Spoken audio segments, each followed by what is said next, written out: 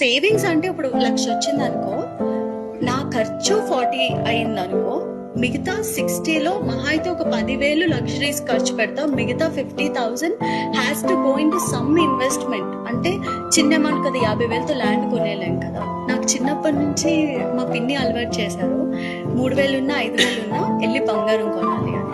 అలా అలా కొన్న బంగారం ఈ రోజు ఒక సర్టెన్ అవుతుంది కదా, ఆ బంగారాన్ని అంతా తీసుకెళ్ళి ఐ ఇన్వెస్ట్ ఫర్ ల్యాండ్.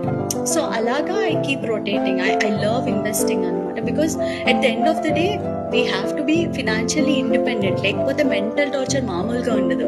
డబ్బులు లేని రోజే నీకు తెలుస్తుంది నీ లైఫ్ ఏంటి అన్నది. సో అది నేను చూసాను కాబట్టి అది చాలా ఇంపార్టెంట్ అని తెలుసుకున్నాను. బికాస్ ఇది కొందాం అనుకున్నప్పుడు నా అకౌంట్ లో ఏదో కోట్లు అట్లా ఏం లేదు. I just wanted loan. ఆ లోన్ వస్తే తీసుకుందామని ఏదో అట్లా ట్రై చేసిన, అండ్ లోన్ రావడం.